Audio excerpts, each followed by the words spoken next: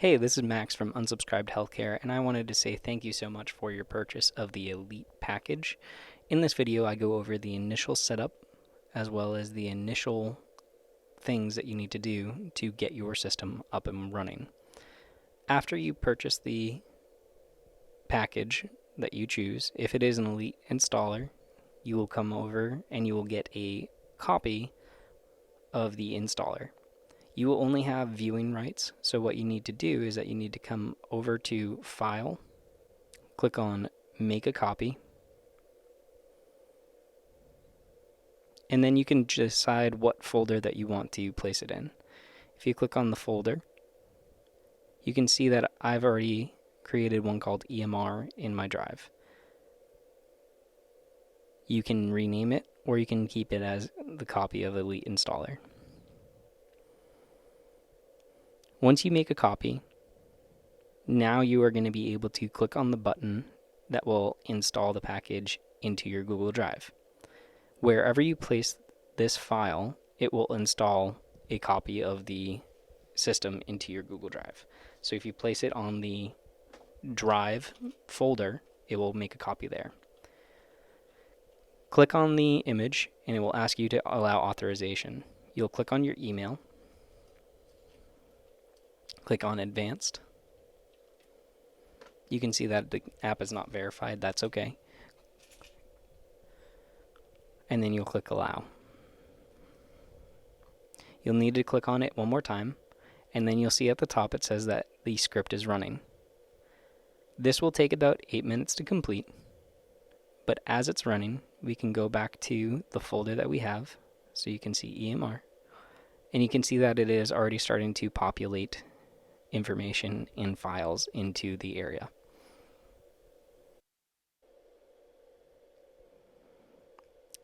So we refreshed it, and you can see that it's still taking a little bit of time.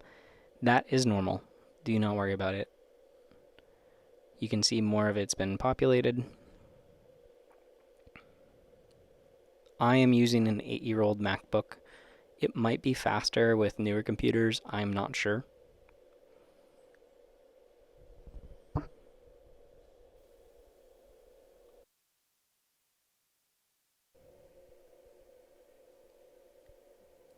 You can see now that the file itself has put itself in the trash and the button has been deleted. You do not need to take it out of the trash. You can simply exit out by clicking on the X on the tab that you're in.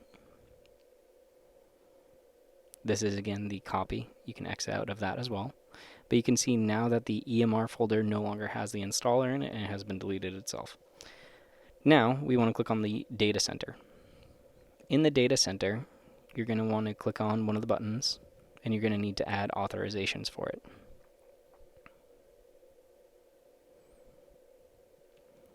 On the click me to get started, you have to click it.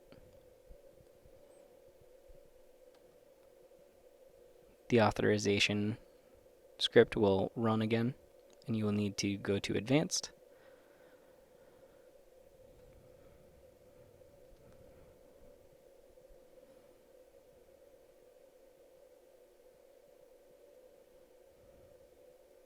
Click allow.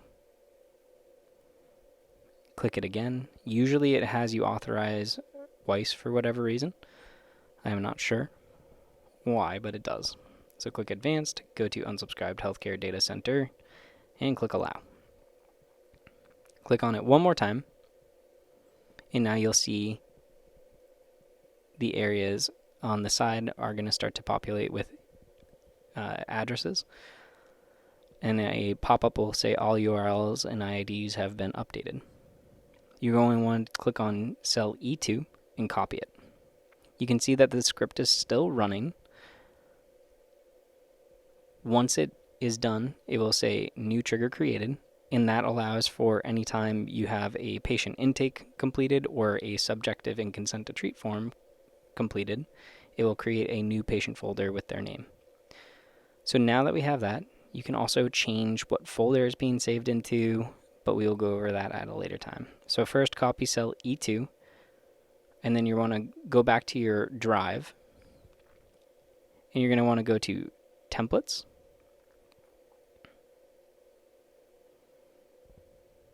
click on PT templates, and you're going to want to open each of these individually.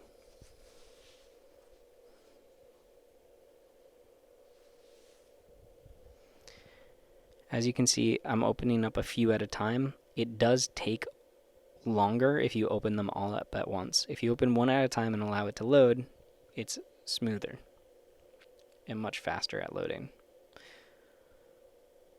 Once the template has loaded, you want to click on cell C2. That is right next to the NA. You'll want to click and press Command V or paste.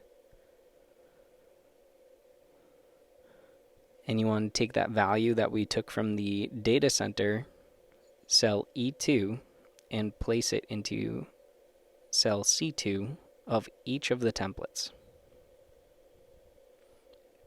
An important thing to note is do not click on the Add Email Notifications in the template folders or files, because these files need to have all this information there.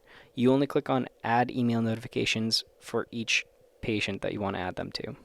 So now you can see that we pasted the value there, and after we click Allow Access, it now says Successfully Connected. So again, we come to the next one, paste the value there. You can see loading and a hashtag ref. Click on that and then click Allow Access, and you'll want to do that in each and every template. Again, do not click on the Add Email Notifications in any of these. If you do, you can always click the back button. But I'm going to go ahead and fast forward a little bit, but you'll want to do this to each and every template.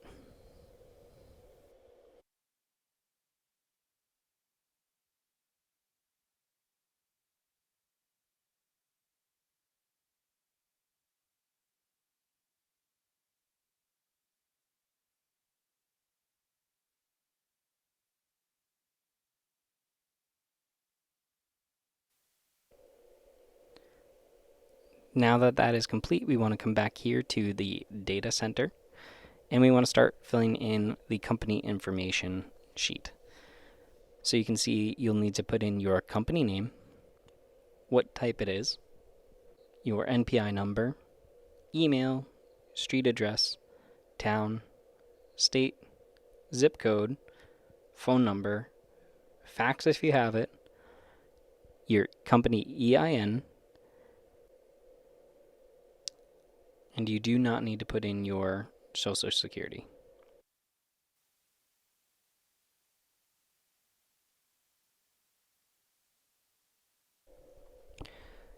Now that we have that information all set up, we can click on the company information button, and you'll see it load clinician information.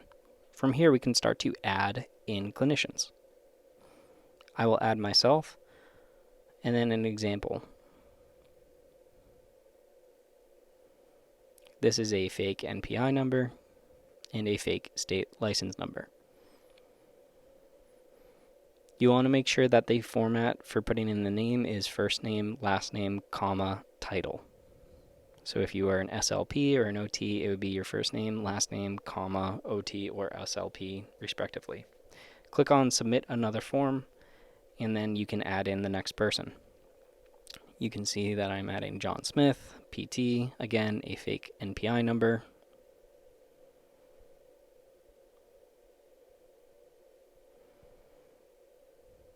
And a fake state license number.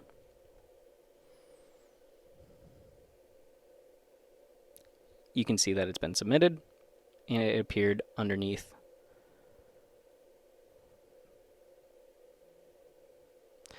We want to go back to our upper extremity, click on Database, and what we want to do here is that we want to check and make sure all the information is correct. You can see that all of the links have been added, flow sheet, shortcuts looks good and is not incorrectly formatted. If you go back to intro, you can see the cell C2. We want to make sure that is the same as cell B15. To update and put in your own logo, you want to click Insert, Image, Image in Cell. I've already uploaded my logos, So you'll click on My Drive if you've made a folder for your company logos. Click on that, and then you can add in any of the logos. It looks best if it is longer than it is taller for the templates that I've created.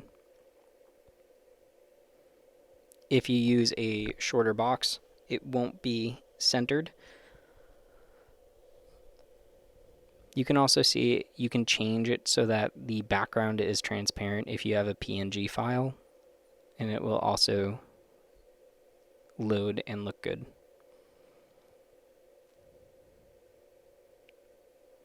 So if we go back, you can see it's there. Sometimes you need to center the photos as well if it doesn't take up the whole room. So we just did undo so that you can see that it's the new logo. We're going to use that same technique, and we're going to update the signatures. If we go over to the eval sheet and we click on this drop-down menu, you can see I have Max and John there. We'll click on Max.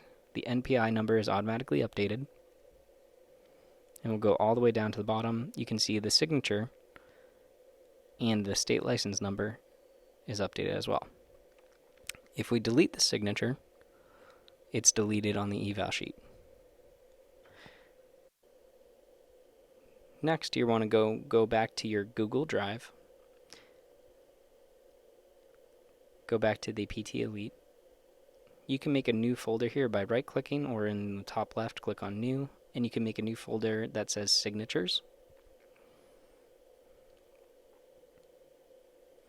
Click on New. Go all the way down to the bottom where it says More, and click on Google Drawings.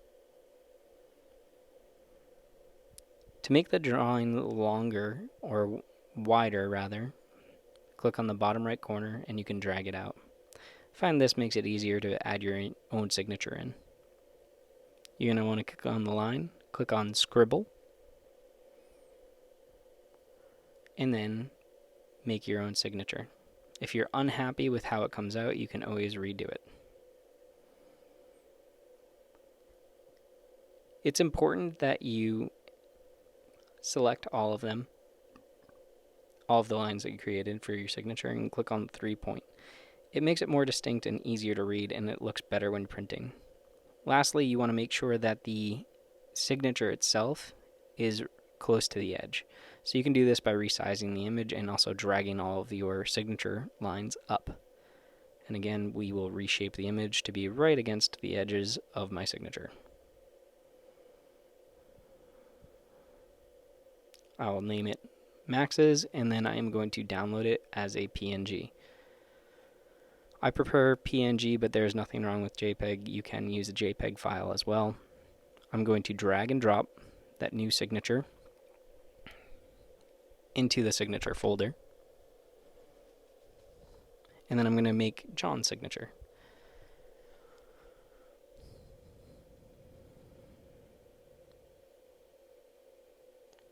You now can sign John's. As you can see, the line didn't fully load, so I'm going to try again by clicking undo. You can certainly use any other signature creator out there as long as you have a good signature. You can upload that file into your new folder and then upload it to each template. Here I rename the file John's, click File, Download as PNG, and then I'm going to upload it directly into the drive again.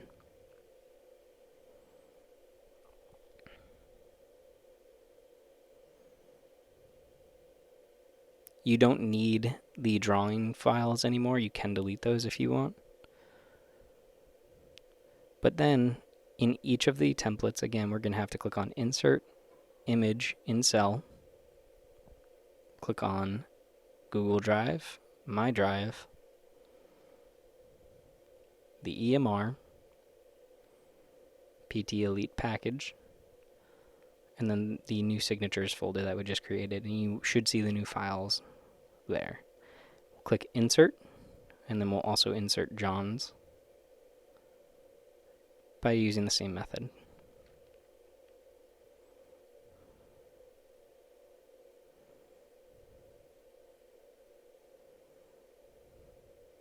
You can double click to add it as well. If we go back to the eval sheet, you can see now Mac's S signature is there. We will change it over to John Smith. For the new PT, you see the NPI automatically updated. And then we also see here the state license number updated as well as the signature. You can click that signature box when you've completed an eval and it will automatically add the time and date when you completed it. Unclick it and it goes away. A nice little feature that I've added there.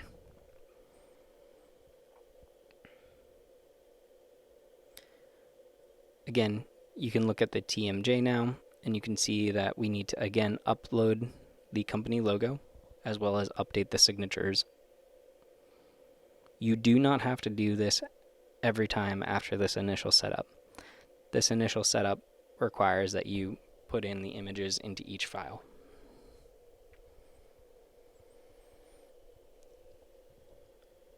So you want to, at this point, check and make sure that the data center link works and opens your data center correctly. This one looks good. We can see that it has all the same information and it opened the appropriate data center.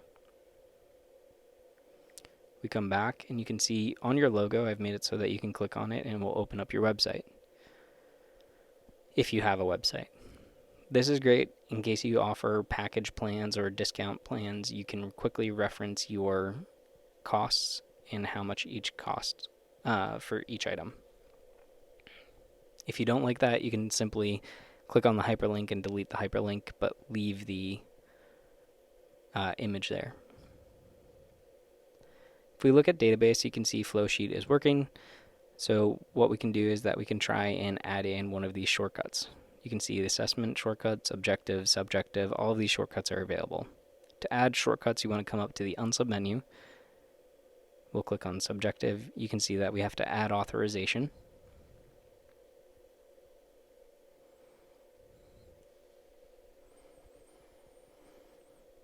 Click allow.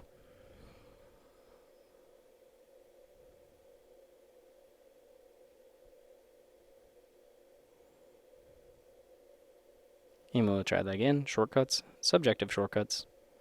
And now you can see a side window has popped open. Here you can add in subjective shortcuts. You can do objective shortcuts, assessment, or plan of care. We're going to put in Flowsheet shortcuts to make sure that it's uploading to each template correctly. We'll do upper trap stretch, 5-second holds, 5 reps. We'll do 2 each, and we'll say it take 5 minutes. When I click submit, you should see it populate on the form or in the database of each template. So you can see upper extremity updated correctly. We come over to TMJ, that is also updated correctly. And in the SOAP, click on database, and now you can see that database has also been updated correctly. If we wanted to update from SOAP, we have to go through the same process of authorization. Click on your name, advanced, click allow, and now we should be able to add shortcuts here too.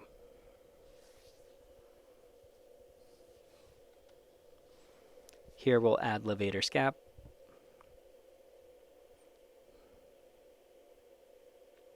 Five-second holds. Repeat 5 times, and we'll do 2 on each side for sets. This took 5 minutes, and we'll say it's therapeutic exercise.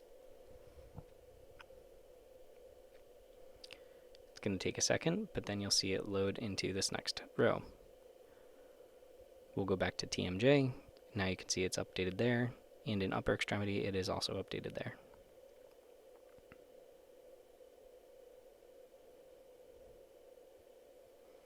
You can also do patient intake from here. You can add clinicians. You can do anything and it will update to all of the templates created. If you wanted to change any of the information, you cannot do it on each of the templates. For example, if I type anything here, you can see now it has a hashtag ref exclamation point. and it will mess up all of the other programming. To update any of the information, you need to go back to the data center and update it there.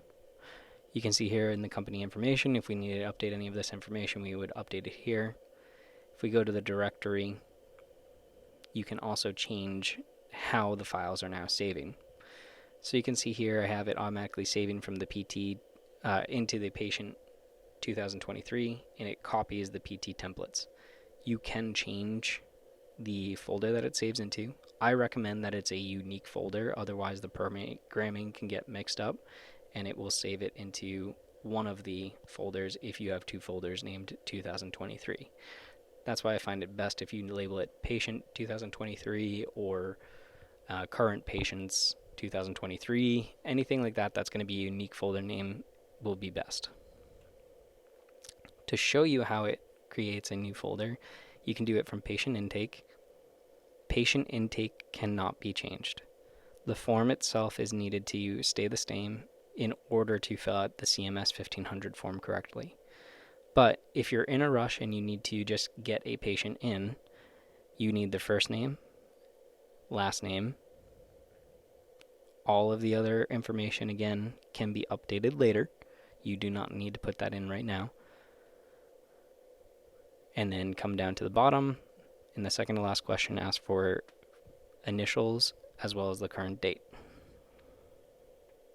Once you have that information input and you click submit, the program itself will look at the data directory and follow and place a new patient folder into where you selected.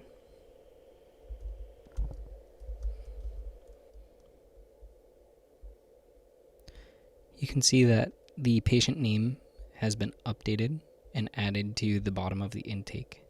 If we come back to our Google Drive and we go into the patients and we select on PT 2023 because that is where we selected and decided to have the drive create the new folder, we can click on it and you can see that it is creating new files with the patient name in front as well as the copy of the template that is being used.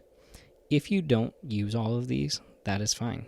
To change that, we want to come back here to the templates, go into PT templates, and then we're going to select the ones that we want.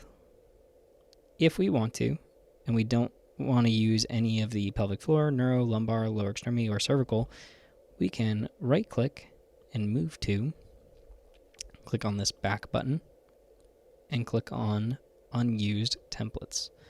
Click Move here. And the next time that we create a patient folder by submitting the intake form, it will then update and just put in these three as well as the PDF folder.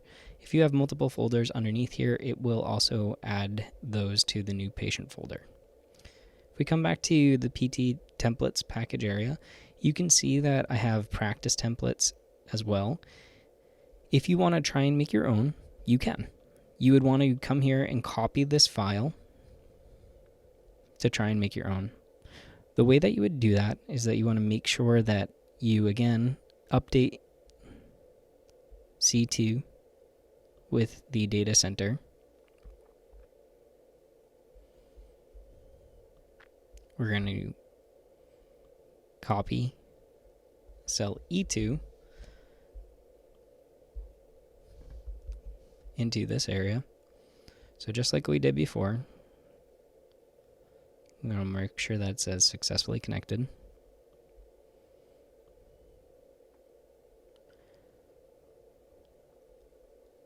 Click allow access.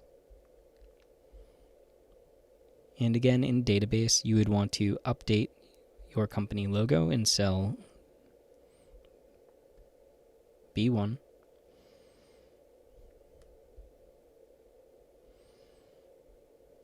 As well as the signatures down below. You can see that the names are forming correctly. The flow sheet does have the updated values as well. And if we come over to Superbill, you can feel free to change any of this around. try everything out here again after you've done file, make a copy, and then you can name it whatever. But the important thing for all of the programming is that you don't touch anything above this line. So row 21, you want to leave alone. For the super bill, I've also made it so that there's this prompt pay discount one that automatically calculates your prompt pay if you have a prompt pay adjustment. If you don't and you have one price, you're going to come up here to the top, click on the plus button, then on the minus, and now you can see that the prompt pay is gone.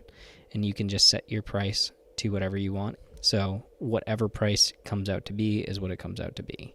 So if we come here and we change neuro re-ed to 100, now you can see it updates the price. So that way it allows you to update everything on your own independently. So that's for the super bill. For the eval, if you want to customize and add your own eval in, you can.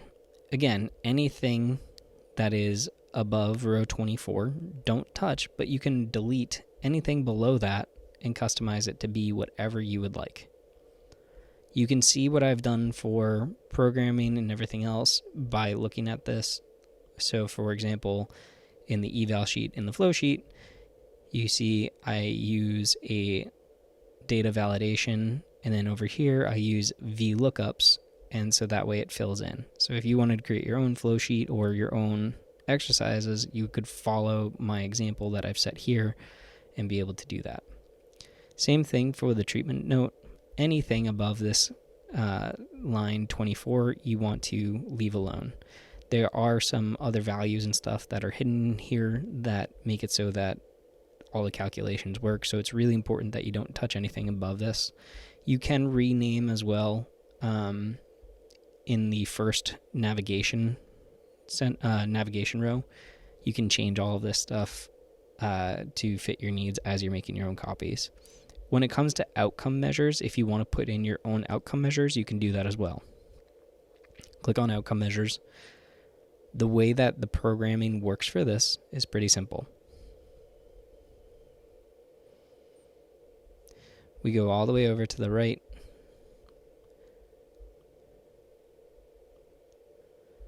And you can see that we have the name of the questionnaire or the outcome measure that we're trying to measure is in the first column. Then you have 1, 2, 3, 4, 5 other columns that will be copied when you select it. So if we come here, we'll add in a bunch of rows or a bunch of columns. Okay.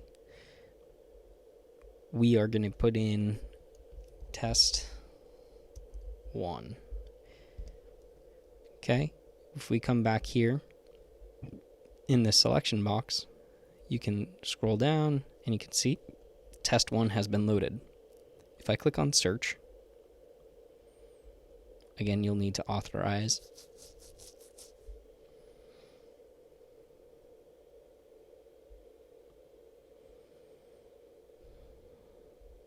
Click advanced, go to unsub HC PT template, click allow. You'll see authorization successful, and then we're going to click select again, or search again. Now you can see that it's uploaded. Okay. To show you the columns that it does allow, we'll go in diagonals.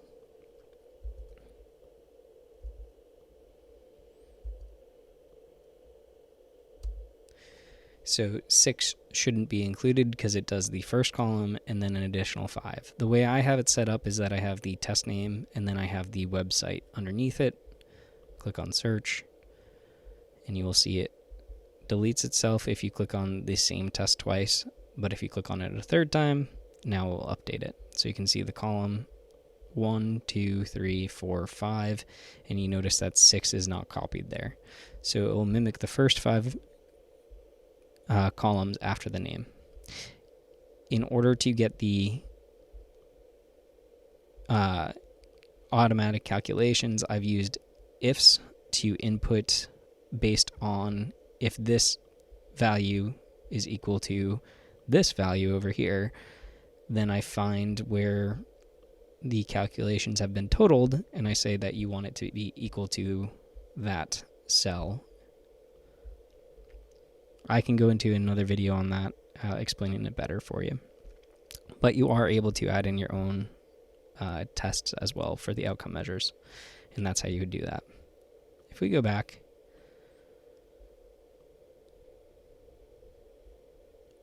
into the EMR PT package,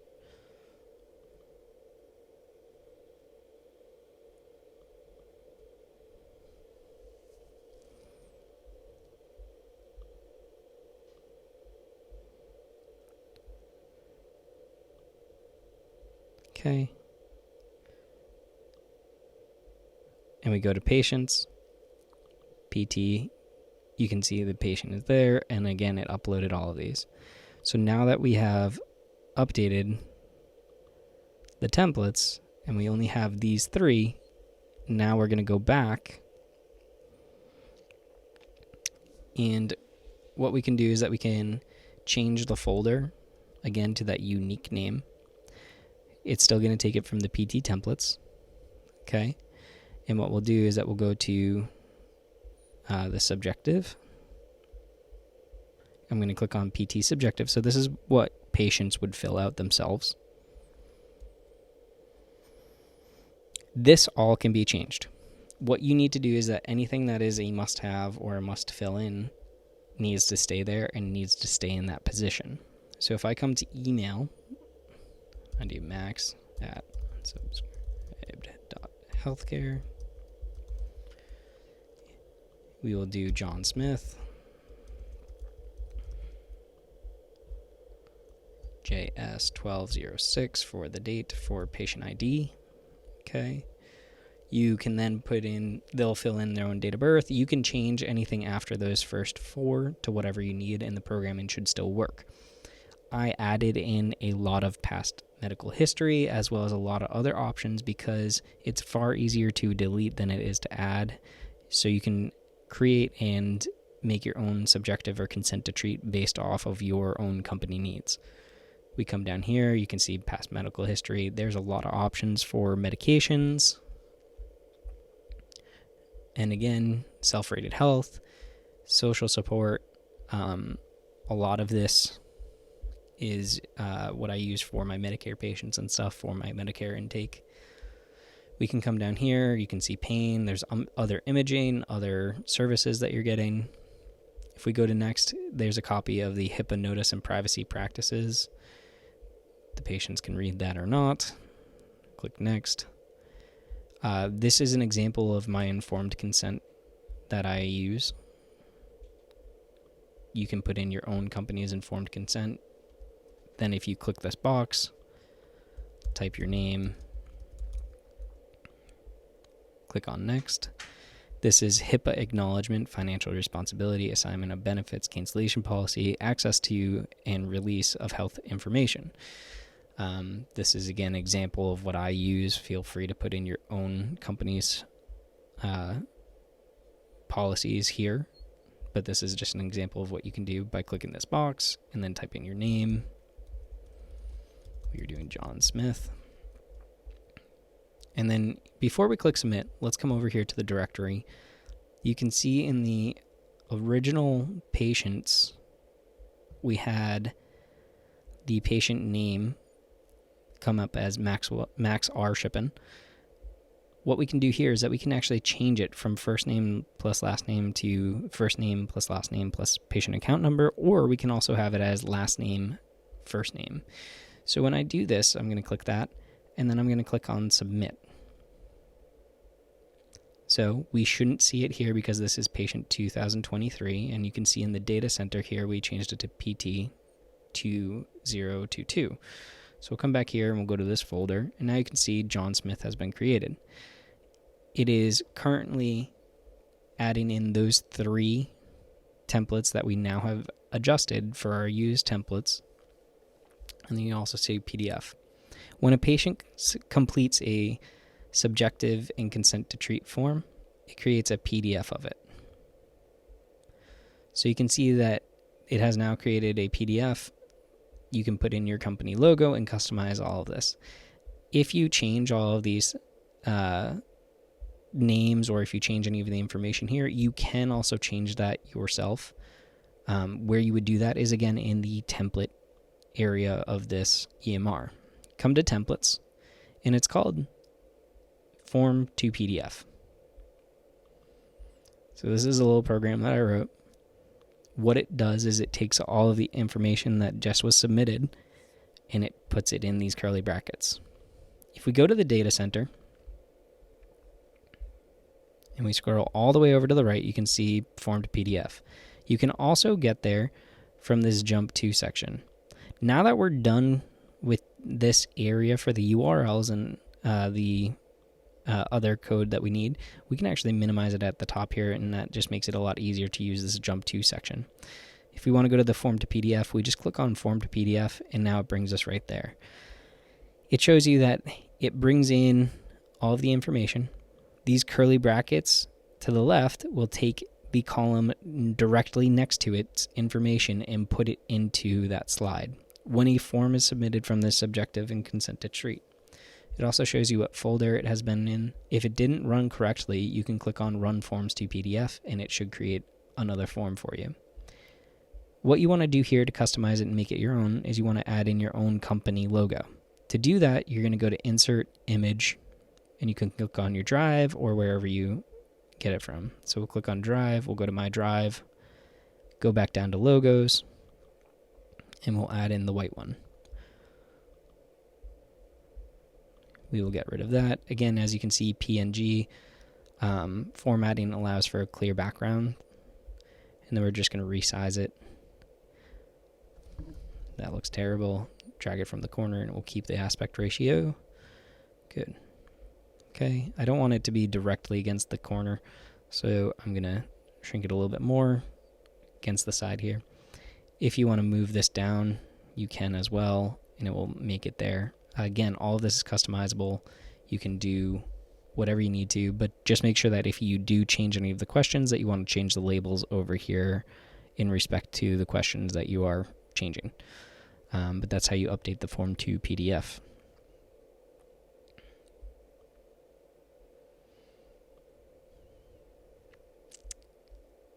As you can see in Patients, now we could create a new folder here.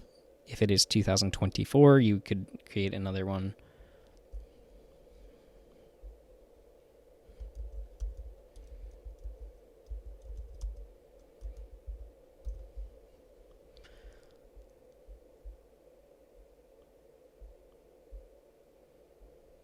And if we go to the directory, we're going to click here, 2024. And we will do a quick intake.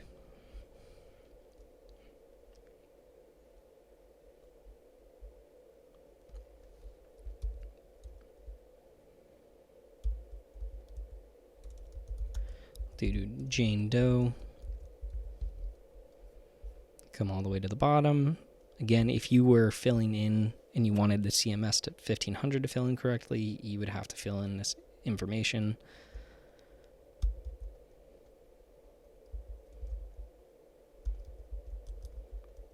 Click Submit. And now you can see that it is populating correctly there. We come back to Patients. We click on PT 2024, and now it is there. It's actively updating. Again, because this was the patient intake and not the subjective, it is not going to create a PDF of when the form was submitted. You do not need to go into the BE section. This area is where I do all of the calculations to get the program working and running. So you can actually hide that. To do that, you right-click, click Hide Sheet. You can also hide company information. Once you've updated this information, it does not need to be viewed again. If you wanted to add other clinicians, you can also come up here to the Unsub menu and click on Add Clinicians. There's also shortcuts, so adding in your own shortcuts, patient intake, subjective, consent to treat, and everything else. So you can either click on it in the tab itself, or you can click on it in the Unsub menu. The other things that you should know, so subjective can be changed, intake cannot be changed, billing shouldn't really be changed. You could change it and then change the titles here if you wanted to, and it should still work. I'm not positive on that. But you can also minimize it if you aren't going to use intake. You can don't minimize clearinghouse. You can minimize authorization if you need to, and that should still work. Visit tracking, you want to keep open. Insurance company information, again, you want to keep open. Sometimes when you first load your new document, it will have these buttons overlapping each other. To clear that, you want to right-click it and then drag it up and space it out accordingly. ICD-10, you can update here. So if you are not a physical therapist, you can come through here and delete all of this. And again, it will update to every template. So you can see the first column is ICD-10, next one is modifiers, and then the last one is services. So the CPT codes. And those will populate. The formatting for these are, you want to have the numbers. So for example, M25.571 and a space and then the diagnosis. If you do that, it will populate correctly into the CMS 1500 form as well as all of the other sheets. Modifiers can be whatever. And then for services, for the CPT codes, you want the CPT first, and then you want the explanation of what it is afterwards. And again, that should work for you just fine if you format it that way. If you do it any other way, it will not work correctly. And again, if we wanted to, we click this ICD-10 button, and then you can see it will load here, and then you can populate it. I, as a physical therapist, have already populated a bunch of diagnoses that can be just clicked on in your own templates. Physician and NPI can be minimized if you're not going to use it. Subjective shortcuts can be minimized. Objective shortcuts can be minimized. Assessment plan of care can be minimized. Flow sheets can be minimized. All of these things can be minimized except for Form 2 PDF, CMS color, as well as CMS 1500. Those should not be minimized. But if you minimize all of the other ones, it should still work.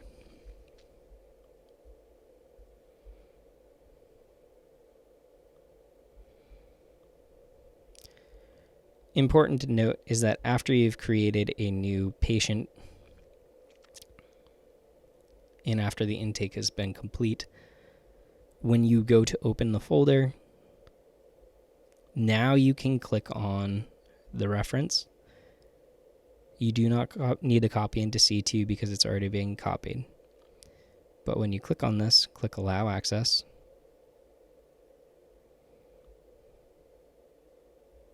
It will say successfully connected.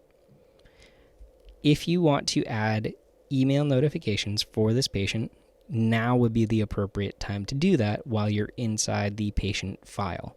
Again, don't click that button when you have it in the templates. You can see that once I click it, it will say running script. I will need to authorize again. Click continue. Click on your email, advanced. Click allow. And finally, this is where the email reminders are. So if you want to use the email reminders for this patient, you can decide which ones you want. If you want to use the MD appointment reminders, you would just keep this box checked. If you don't want MD appointment reminders, you can simply uncheck it. Same thing for authorized visits. If you don't want that, you can undo that. If you don't want the last authorized date, you can undo that as well. If you're only looking for if a patient hasn't been in 14 days, you would need to change it here. So you leave this clicked and you will get an email from yourself saying that the patient has not been in 14 days. If you change that to 5 days, 10 days, it will send you an email. You will need to type in the emails to send the reminders to in email confirmation. If you are sending an email to yourself, you would want to put in your own email here.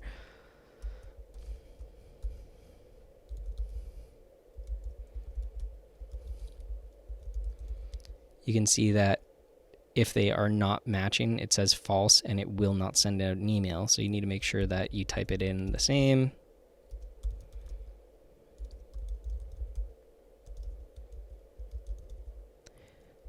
Okay.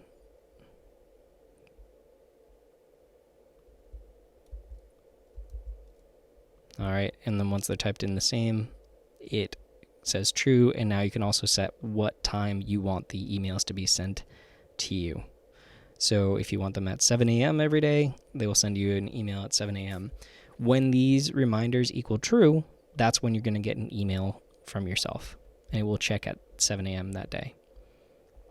So that's email notifications. If you come back over to database, you will see all of your information is properly populated. Upper trap is good to go. To add a new patient, you can see that we're working on Jane Doe here. So we're going to come here, click on Jane Doe. It takes a second for the patient ID to load. Then once you click it, now all of the information that you filled in that intake form will fill out properly here. Once you are done and you have completed your intake form, or once you have completed your eval, you click on Save as PDF. It will tell you which folder it's saved to, and it will give you a little hyperlink that you can click and review the spreadsheet, or a PDF copy of the eval. So you can review it here, make sure it all looks good, and you can exit out. We can go back to Jane Doe, and you can see in the PDFs, it has been put there as well. What it does is it names it Jane Doe, it names the current sheet that you're on, and then it also puts the time and date that you finished it. So you can see that it says 12/8 and then 15:52, and that is the time and date that I finished it. If we go back to PT Data Center, let's make sure that it is in the visit tracker, and you can see that Jane Doe was just saved there. We can also then come up to the top. We will go down to RX note, right? All the information that was carried forward in the eval sheet will now be carried forward into this. So we can minimize these options on the left to create a SOAP note, and that's what I use for when I'm just documenting my daily notes. If we want to, once we're done with the data service, visits used, we can then do copy and name, and now it's going to ask for you to name the new sheet. I'm going to do RX1. You can do whatever you want. This is just how I keep track of stuff. When I click on RX1, we come over here and we do Save as PDF.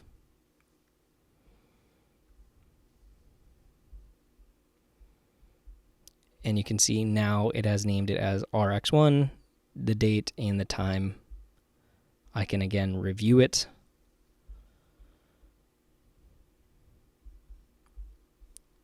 And you can see that visits used is now updated. Okay. And here we go. We can see here, if we wanted to again, we can click on that. You can see the treating therapist is named. If we come here, we can see that there is no treating therapist on the treatment note. So then we click on John Smith, and then we'll click on Save again.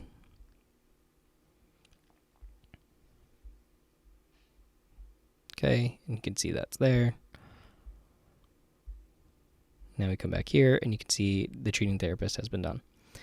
If I click on Verify, you can see that it adds in the person who verified it, and that it has been, that's the date that it was verified. That's how you're able to keep track of your notes. If we were to delete this row, and we go back to Jane Doe, you can see that the visit used is back down to 2. So that's how you do visit tracking.